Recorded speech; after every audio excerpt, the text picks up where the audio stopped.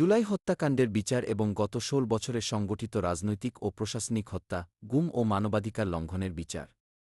দুর্নীতিবাজ ও বিদেশে অর্থ পাচারকারীদের সকল সম্পত্তি ক্রোক করে রাষ্ট্রীয় কোষাগারে জমা এবং বিদেশে পাচারকৃত টাকা ফেরত আনার উদ্যোগ গ্রহণ।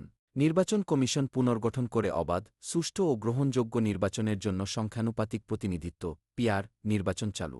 ভারতীয় পানি আগ্রাসনের প্রতিবাদে মাধবদীতে ৩ সেপ্টেম্বর মঙ্গলবার বিকেলে মাধবদী স্কুল মাঠে ইসলামী আন্দোলন বাংলাদেশ এর গণসমাবেশ অনুষ্ঠিত হয়েছে। অনুষ্ঠানে প্রধান অতিথি ইসলামী আন্দোলন বাংলাদেশ শায়খে চরমোনাই সিনিয়র নায়েবে আমির মুফতি সৈয়দ মুহাম্মদ ফয়জুল করিম বলেন, শেখ হাসিনা সরকার যখন জুলুম, অত্যাচার, অবিচার, খুন, গুম, দুর্নীতি, অপহরণ, বিভিন্ন ধরনের জুলুম অত্যাচার জাতির উপরে চাপিয়ে দেওয়া শুরু করেছে, এদেশে মানুষ আবারও আন্দোলন করেছে, সংগ্রাম করেছে। সেই ৫ই আগস্ট আমরা আবারও স্বাধীন হলাম। কিসের জন্য, কি কারণে মানুষ রক্ত দিয়েছে, একত্রে কেন আন্দোলন করেছে?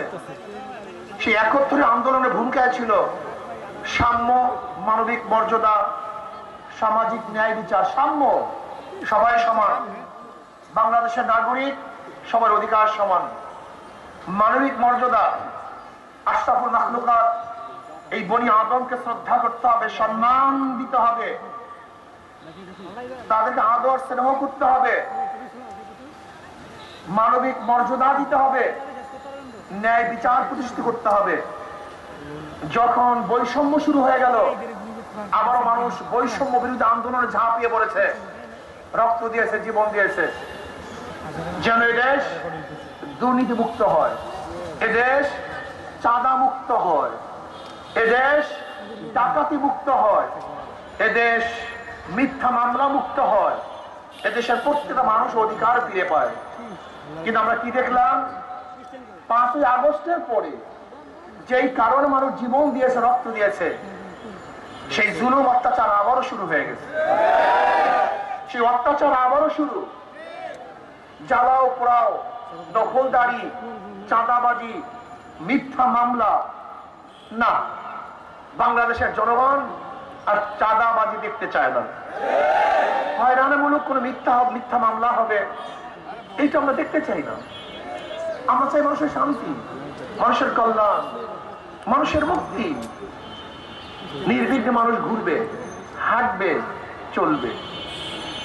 মানুষ ঋষি হোক, কামার হোক, মজদুর হোক, জেলে হোক, তাঁতি হোক, মেতর হোক, শ্রমিক হোক, ধনী হোক, গরিব হোক, শিক্ষিত মূর্খ, পুরুষ মহিলা, প্রত্যেকটা মানুষের ন্যায্য অধিকার প্রতিষ্ঠিত করতে হবে।